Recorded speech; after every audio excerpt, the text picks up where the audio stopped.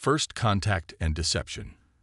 The massive Zevin warship emerged from the jump point near Jupiter, its obsidian hull absorbing, rather than reflecting the distant sunlight. On the command deck, Grand Marshal Xentar gazed at the blue-green planet displayed on the main view screen.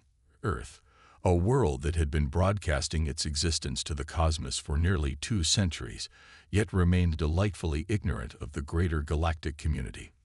Primitive, but resource-rich, commented Science Director Velna, her 6-fingered hand gesturing at the scanning data. Their technological level is approximately 3 centuries behind the Imperium standard. Limited space travel, no FTL capabilities, rudimentary particle weapons. Xentar's lipless mouth curved into what passed for a smile among his species, and their population. Nearly 8 billion, an excellent labor resource, once properly subjugated. The Grand Marshal nodded, the bony ridge along his skull catching the light. Initiate protocol benevolence. Let us approach them as friends before we reveal ourselves as masters. Behind him, war strategist Kolvek shifted uncomfortably. Marshal, with respect, our intelligence suggests these humans possess unusual adaptability traits. Their history shows remarkable technological advancement in short timeframes, particularly during their conflicts.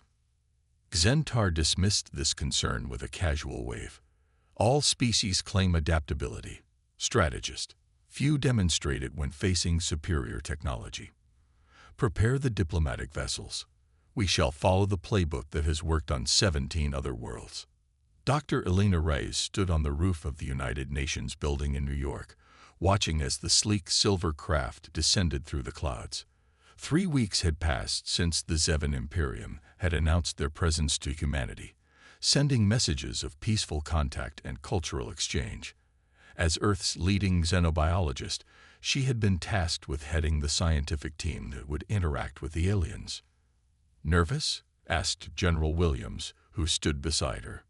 Elena shook her head, her dark eyes never leaving the approaching vessel. Excited, but cautious, they shared very little actual information about themselves. Lots of diplomatic pleasantries, but few biological details. "That's why you're here, Doctor. To fill in those gaps." The Zevin shuttle landed gracefully on the helipad. Its surface seemed to ripple like liquid metal, settling into stillness only after touching down. A seam appeared in its side, widening into a doorway from which emerged 3 tall, slender figures. The Zevins stood nearly 7 feet tall, with grayish-blue skin stretched tightly over angular frames. Their eyes were large and entirely black, set in narrow faces with minimal features. They wore what appeared to be ceremonial robes of a material that shifted colors subtly as they moved. Ambassador Trelsor stepped forward, raising a 6-fingered hand in greeting. "People of Earth, I bring the friendship of the Zevin Imperium. We come to share knowledge and prosperity with your young species." The words came through translation devices the Zevins had provided days earlier. Helena noticed a slight delay between the aliens' mouth movements and the translated speech. Something about the synchronization felt off. The following weeks were a whirlwind of diplomatic meetings, cultural exchanges, and scientific conferences. The Zevins offered medical technology that could cure several human diseases, agricultural methods that increased yield, and promises of limited space travel assistance. In return, they asked only for cultural exchange and permission to establish small research outposts around the planet. Most of humanity embraced their cosmic visitors with enthusiasm. News channels worldwide covered Zevin visits to landmarks and meetings with world leaders. Companies competed for contracts to help build the alien outposts. Universities created new departments dedicated to Zevin studies. But Elena Reyes grew increasingly troubled. In her lab beneath Columbia University, she examined cellular samples the Zevins had provided. "This doesn't make sense," she muttered to her assistant, Dr. Raj Patel. "What is it?" Raj asked, looking up from his own work. Elena pointed to her screen. "These cellular structures. They're too similar to Earth biology in some ways, yet fundamentally different in others. It's as if..." She paused, searching for the right words. It's as if they're engineered to be compatible with Earth life, rather than having evolved naturally elsewhere. Maybe convergent evolution, Raj suggested. Across different star systems, the odds would be astronomical. Elena pulled up another file. And look at this, the medical treatments they've shared. They work, yes, but they're using methods we already theoretically understood. It's as if they're giving us slightly improved versions of our own technology, not truly alien advancements. Across the city, Captain Marcus Chen of United States Military Intelligence was developing similar concerns for different reasons. In a secure bunker beneath Fort Hamilton, he reviewed satellite footage of Zevan outposts. They told the Brazilian government this was a cultural center, he said to his team, pointing at a facility in the Amazon rainforest. So why does it have energy readings consistent with a communications array? And why is it positioned directly over one of the world's largest unexploited rare earth mineral deposits? Lieutenant Rivera zoomed in on the structure. Their outposts all followed the same pattern, sir. Positioned near strategic resources or military installations, with capabilities that don't match their stated purposes. Marcus leaned back, his face grim. They're mapping our resources and assessing our defenses while smiling through diplomatic channels. The encrypted call connecting Marcus to Elena came through that evening. Dr. Reyes, this is Captain Chen, U.S. Military Intelligence. We need to talk about our visitors. Elena wasn't surprised. I was about to reach out to military channels myself, Captain. The Zevans aren't being truthful about their biology, or their technology, or their intentions, Marcus added. We've detected unusual energy signatures around our nuclear facilities and satellite defense systems. They're scanning our capabilities extensively. How much time do we have? Elena asked. I don't know, but I think we should. The call cut off abruptly as the building shook. Emergency alarms blared through the complex. Marcus rushed to the command center, where screens showed Zevan ships shifting positions worldwide. The peaceful facade was dropping. Larger vessels, previously hidden behind the moon, moved into Earth's orbit. Ambassador Trelser's face appeared on every screen and device globally, the translation now perfectly synchronized with his mouth movements. People of Earth, he said, his formerly warm tone replaced with cold authority. Your planet is now under the protection and governance of the Zevan Imperium. Your resources will serve the greater glory of our civilization. Resistance is discouraged, but will be met with appropriate correction if necessary. Accept your place, and survival is assured. Seconds later, the first kinetic bombardment rods struck military installations across the planet. The Zevan invasion had begun. Resistance and adaptation. 6 months after the Zevan attack, Earth was a changed world. Major cities lay in ruins, conventional militaries had been decimated, and Zevan extraction facilities dotted the landscape, mining resources with ruthless efficiency. Humans who cooperated were allowed to live under strictly controlled conditions. Those who resisted disappeared, or worse. In the Appalachian Mountains, hidden beneath an abandoned coal mine, Elena Reyes wiped sweat from her forehead as she peered through a modified microscope. The resistance bunker hummed with activity around her, but her focus remained on the Zevan cellular sample before her. They're methodical, I'll give them that, she muttered to herself. But they're not imaginative. The door to her makeshift lab slid open, and Marcus Chen entered. The former captain now led one of the largest resistance networks in North America. A jagged scar ran across his left cheek, a souvenir from a close encounter with a Zevan patrol during the early days of the occupation. Tell me you found something, he said, his voice hoarse from the toxic air that now plagued much of the surface. Elena straightened, stretching her back. I have. Their biology uses a quaternary-based molecular structure instead of our binary system. It makes them stronger and more resistant to environmental changes. But, she smiled for the first time in days. It also makes them vulnerable to specific frequency resonances that wouldn't affect us. Marcus leaned closer. In English, Doctor. Their cellular membranes vibrate at a particular frequency. Hit them with the right sound wave, and they rupture. It wouldn't kill them immediately, but it would cause extreme pain and cellular degradation. Can we weaponize it? Alina gestured to a device in the corner, cobbled together from salvaged electronics and Zevin components stolen in raids.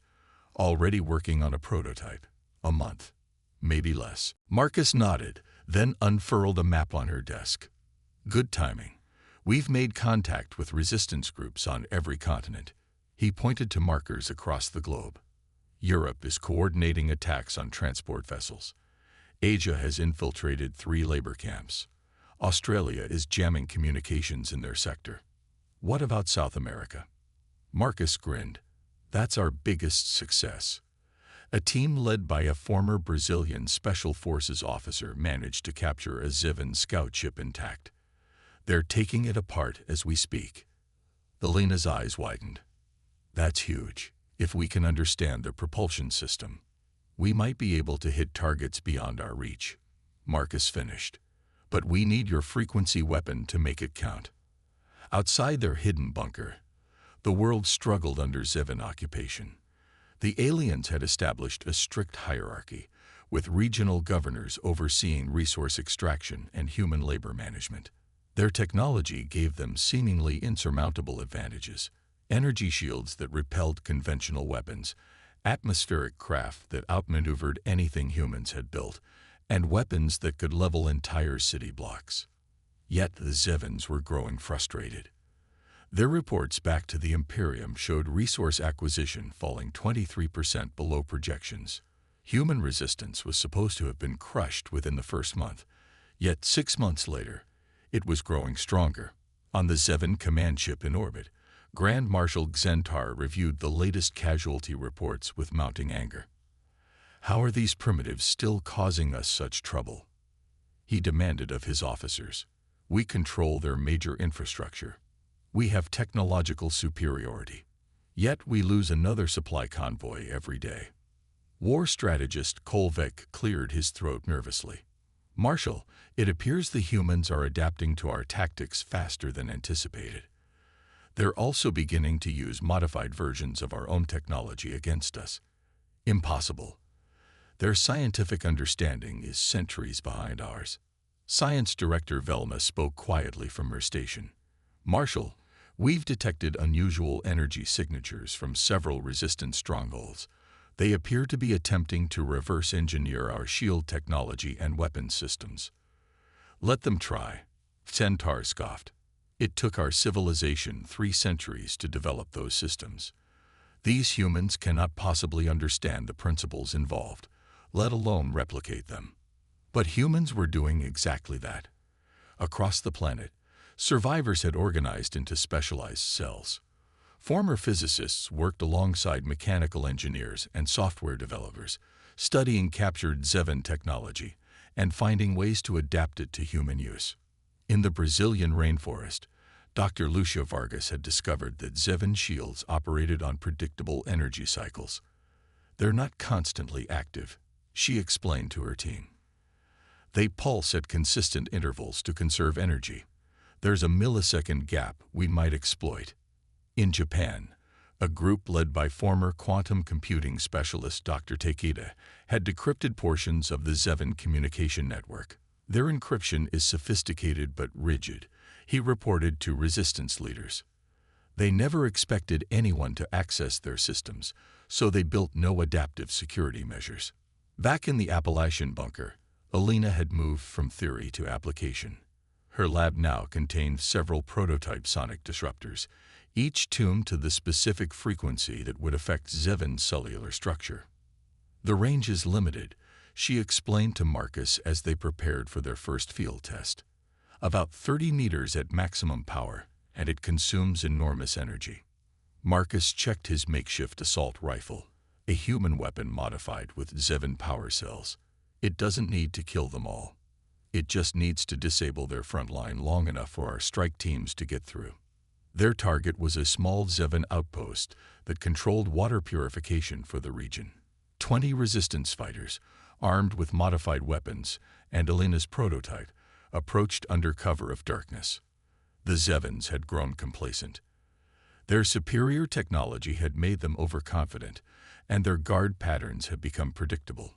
When Alina activated the sonic disruptor, the effect was immediate and devastating. The Zevin guards collapsed, their blue-gray skin rippling as cellular membranes ruptured throughout their bodies. Their screams came at a higher pitch than human vocal cords could produce, an otherworldly sound that sent chills down the spines of the resistance fighters.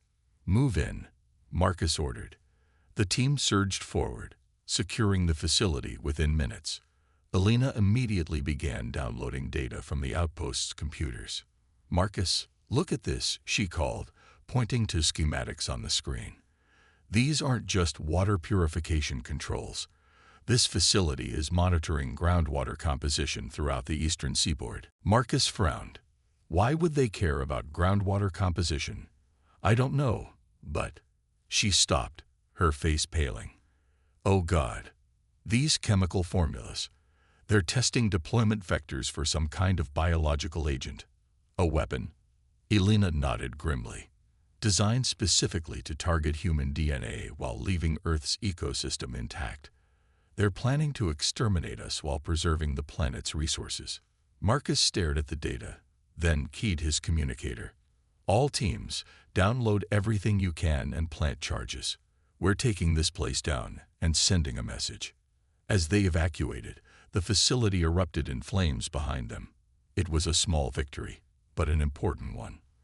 For the first time since the invasion, humans had successfully struck back against their oppressors. News spread through resistance channels worldwide. Alina's frequency weapon was replicated and improved upon. Other cells reported similar successes with different technological adaptations. The Zevins responded with increased brutality, leveling suspected resistance areas and executing humans in public displays meant to discourage rebellion. But their actions only strengthened human resolve. 3 months later, the resistance had grown from isolated cells into a coordinated global network. Captured Zevin technology had been adapted in ways the aliens never anticipated. Shield disruptors, communication scramblers, even limited offensive capabilities based on Zevin principles that applied with human ingenuity. In the expanded Appalachian base, now a major resistance headquarters, Alina and Marcus stood before assembled team leaders. The room was filled with a mix of former military personnel, scientists, engineers, and ordinary citizens who had found strength they never knew they possessed. "Operation Prometheus begins in 3 days," Marcus announced, activating a holographic display stolen from a Zevin command post. For 8 months, they'd believed themselves our masters. In 3 days, we show them how wrong they've been. Alina stepped forward. "Every major Zevin facility will be hit simultaneously. We've identified their command structures, communication networks, and power distribution systems." She gestured to the glowing points on the global map. "Teams around the world are in position, armed with technology they never expected us to develop, let alone improve upon." A former Navy SEAL raised his hand. "What about their orbital platforms? Even if we take out ground facilities, they can still bombard us from space." Marcus smiled grimly. "That's Phase 2. While we're hitting ground targets, our Australian team will use the captured Zevin ship to deliver a package to their main command vessel." He nodded to Alina. "A modified version of the sonic disruptor," she explained, "amplified to affect an entire ship, combined with a computer virus designed to spread through their network and disable their orbital weapons." The room fell silent as the magnitude of the plan sank in. It was audacious, perhaps even foolhardy, but it was also their best chance. "They came here believing us primitive and weak," Marcus said, his voice filling the silence. "They thought they found an easy conquest. Instead, they unleashed something they never expected." He looked around the room, meeting the eyes of each person present. "They unleash humanity's fury. And in 3 days, they'll learn exactly what that means." As the meeting dispersed, Alina approached Marcus privately. "The Australian team, what are their chances of returning?" Marcus's expression was answer enough. "They volunteered knowing it was likely a one-way mission." Elena nodded, swallowing hard. Then we make sure it counts. 3 days later, Operation Prometheus would change the course of the war, and the Zevins would begin to understand the catastrophic mistake they had made in underestimating humanity's potential. Counterattack and reckoning. Dawn broke over a world poised at the edge of a knife. For nearly a year, Earth had endured under Zevin occupation, but this day would be different. As the sun rose over each time zone, resistance fighters moved into their final positions, checking equipment and weapons that would have been unimaginable months earlier. In orbit, the Zevin command ship maintained its position above North America, its crew oblivious to the small craft approaching from its blind spot. The captured scout vessel, piloted by Commander Karina Walsh of the Australian Resistance, had been modified to emit the same identification signals as a standard Zevin transport. Approaching target, Karina reported over the secure quantum channel Elena had developed. No indication they've detected our true signature. In the Appalachian Command Center, Elena and Marcus monitored the operation. Remember, you need to reach the central environmental system, Elena reminded her. The disruptor must be connected directly to their life support distribution. Copy that, came Karina's steady reply. Beginning docking sequence. Marcus checked the global operation timer. All teams worldwide, synchronize final preparations. Operation Prometheus commences in exactly 15 minutes. Across the planet, acknowledgments flooded in. Every continent, every major Zevin installation. All would be hit simultaneously. It had taken months of planning, countless sacrifices, and technological innovations that pushed the boundaries of human understanding. On the command ship, Grand Marshal Xentar reviewed the latest suppression reports with satisfaction. Resistance activity had decreased by 17% in the past month. His increased brutality was finally yielding results. Another labor camp uprising crushed in the Asian sector. He noted to Science Director Velna, "Perhaps these humans are finally accepting their proper place." Velna seemed less certain. "Marshal, there's something unusual about the pattern of their recent activities. Their attacks have decreased, yes, but their strategic withdrawals suggest they might be." The ship's sensors chimed, interrupting her. "Transport Vessel 47B requesting emergency docking," announced the communications officer.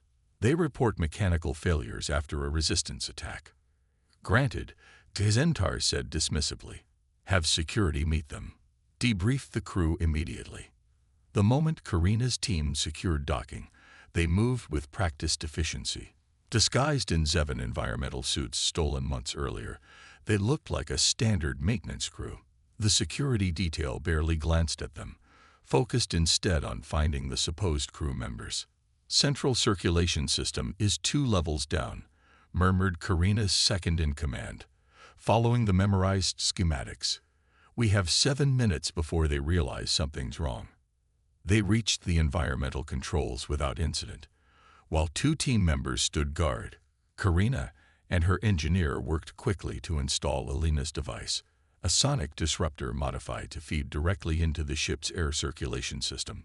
Once activated, it would release specific frequency waves throughout the vessel, incapacitating the Zevin crew without harming the ship's infrastructure. "Device planted," Karina reported. "Activating in 3, 2, 1. Across the command ship, Zevin suddenly collapsed in agony as the carefully tuned frequencies attacked their cellular structure. Xentar fell from his command chair, his skin rippling as internal membranes ruptured. "What is happening?"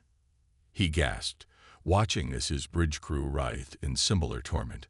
On Earth, Operation Prometheus unfolded with devastating coordination. Resistance teams worldwide struck Zevin facilities with weapons and tactics the aliens had never anticipated. In Brazil, fighters equipped with phase disruption rifles, human weapons augmented with reversed-engineered Zevin technology, penetrated shield defenses that the aliens had believed impervious. In Eastern Europe, jammers disabled Zevin communications, isolating their outposts from one another and preventing coordinated response. In Japan, A team led by Dr. Takeda invaded a major Zevin data center, uploading viruses designed to corrupt their entire command network. And in Zevin labor camps across the planet, captive humans rose up against their weakened guards, their timing coordinated through a hidden communication network built from repurposed Zevin parts. At the Appalachian headquarters, Marcus watched the global operation map with growing elation as green indicators lit up worldwide. "It's working," he said, almost disbelieving. "Every primary target is reporting success." Elena monitored Karina's team. Command ship successfully infiltrated. Life support system compromised. All Zevin personnel incapacitated. Marcus turned to his communications officer. "Send the message. Every frequency, every channel." Across the planet and into space, the Resistance broadcast played on all communication systems, including the Zevin networks. "Attention all Zevin forces. Your command structure has fallen. Your communications are compromised. Your weapon systems are under our control. The human resistance now offers you one chance. Surrender immediately or be destroyed by your own technology." On the Zevin command ship, Karina's team had secured the bridge.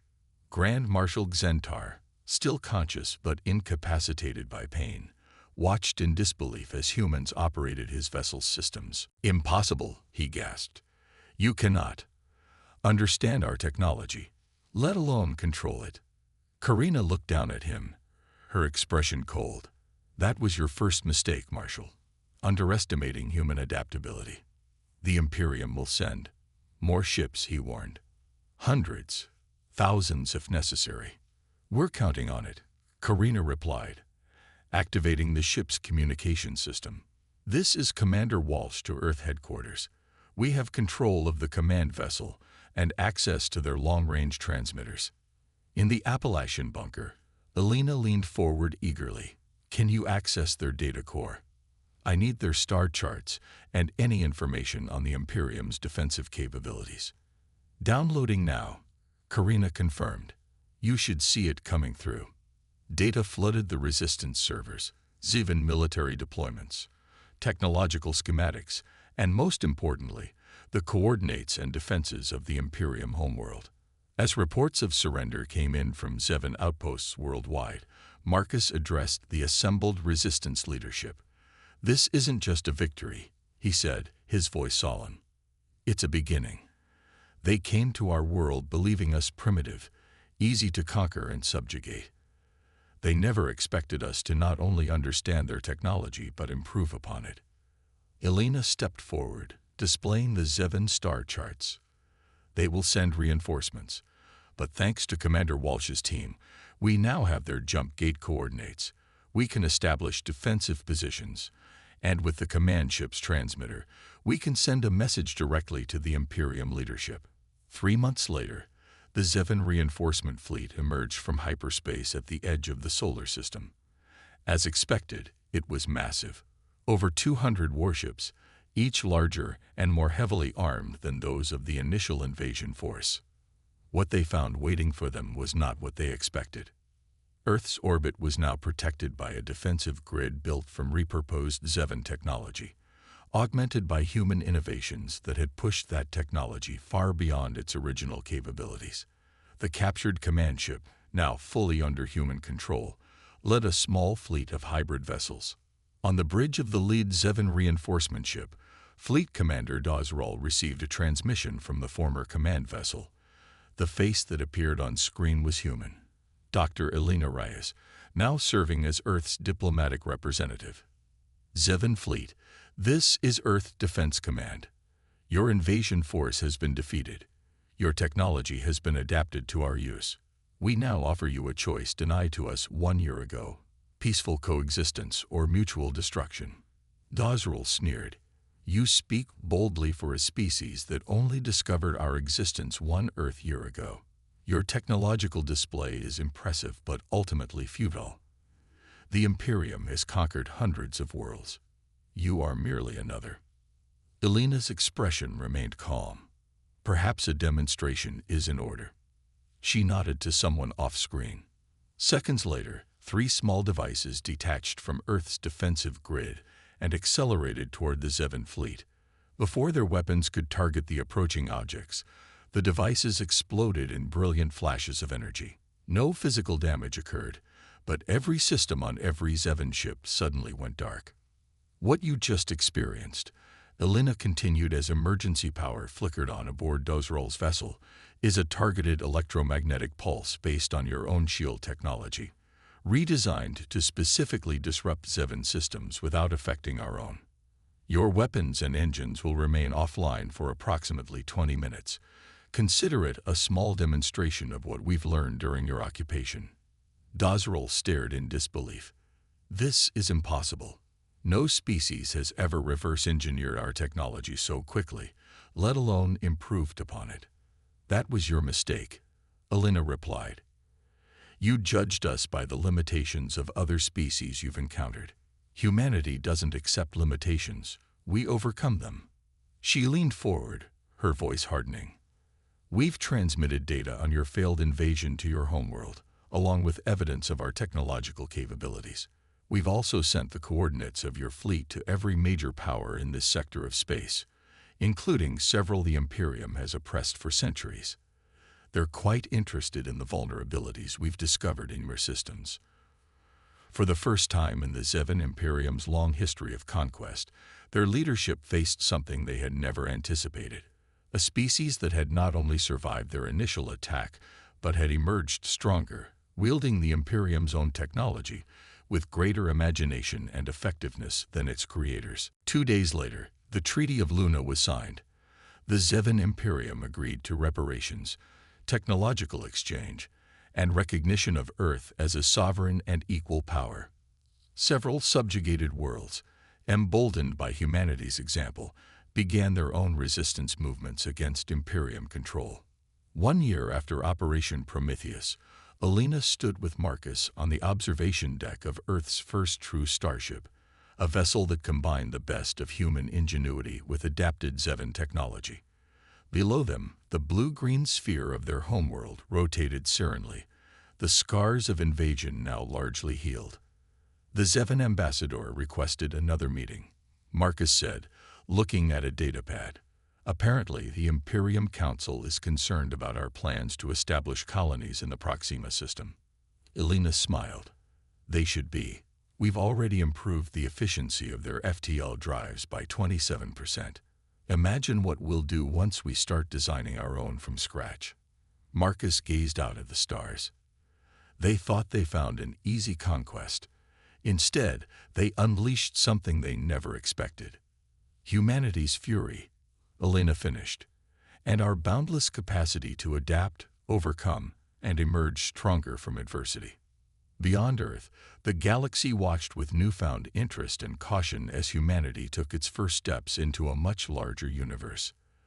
The species that had gone from radio signals to starships in less than 2 centuries, that had taken an invader's technology and surpassed it within a year, such a species was not to be underestimated. The Zevins had learned this lesson at tremendous cost. Others would be wise to learn from their mistake.